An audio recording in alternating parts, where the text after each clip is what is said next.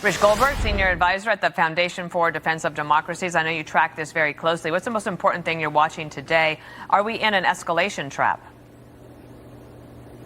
Well, I don't think we're in an escalation trap. The question for escalation is, what does Admiral Cooper at Central Command need to complete the mission that he's on right now?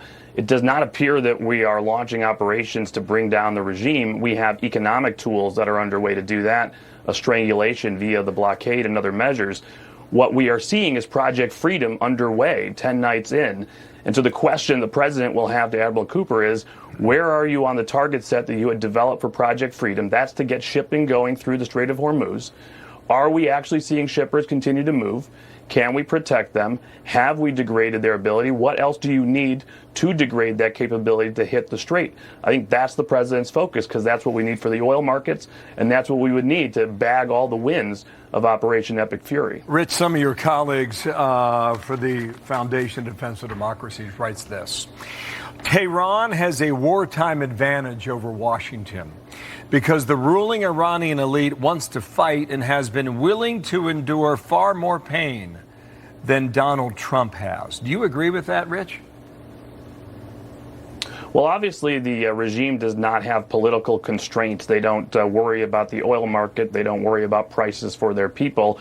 So in that respect, we are always handcuffed politically as a democracy compared to a ruthless dictatorship in Iran. Now, I would say it was probably a mistake to allow people like Ahmad Vahidi, the head of the IRGC, who's behind all of these attacks, to walk freely for the Supreme Leader's funeral. Hopefully the Mossad, others have tracked his movements, other senior IRGC leaders as well. And if they are the key impediments here to getting the Strait of Hormuz moving, you'd have to imagine that's also part of the escalation options that we have in front of us if we think we can get to them. But again, I think the core focus here is not to play the game of disinformation and mind games with this regime. This is about barrels moving through the Strait of Hormuz. It's about who controls the Strait of Hormuz. And then understand that if there are other big ticket items like Pickax Mountain that we can't leave alone, that we're not going to get dismantled via negotiation with a regime like this, we are going to have to find a military solution to ensure they don't ever get a nuclear weapon. Let's dive in a little bit deeper on that. The Wall Street Journal is saying that Israel believes Iran moved nuclear centrifuges into Pickax Mountain. The U.S. has reviewed the Israeli assessment, and President Trump has threatened to attack the site. Why is that different from the ones from Operation Midnight Hammer? So I've talked about this site for a long time, as have some of my colleagues. This has been under construction for years now. The Biden administration did nothing about it. In fact, was part of the appeasement problem that let them continue construction of this facility. This is buried deep underground, near Natanz, deeper underground than Fordo was. It's supposed to be more hardened of a facility to withstand military strike. It was not hit last year during Midnight Hammer. It was not hit this year during Epic Fury, which has raised questions of whether or not it can be hit by air or sea. So the question now is, have we developed solutions, even if they're short-term Band-Aid solutions, to bury it, to deny access to it? Because this is definitely the nuclear breakout facility that Iran wants. They can't allow that facility to continue. Rich, last question here. Apparently there are negotiations among players in the region that would negotiate a 10-day pause. I don't know how you feel about that or not.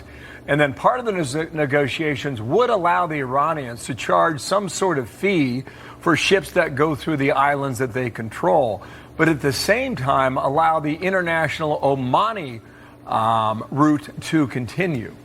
In a lot of ways, they're splitting the baby here, Rich. Do you see this as a possibility between Iran and the U.S. right now? I would hope not. There should be no fees, no charges, no tolls going on. We should have freedom of navigation that is respected by all parties. That should be the bottom line. And it's nice that I guess the Qataris continue to talk to people and try to get deals done. I actually think it undermines the president at this moment. He should tell his partners to say, hey, cool your jets. Don't go taking deals. Don't go talking about deals with them. I am sending a clear message here. We are going to continue this until our target set is complete, until they are no longer threatening the Strait of Hormuz. And I'm not going to be taking off ramps because my mission is going to be completed one way or the other.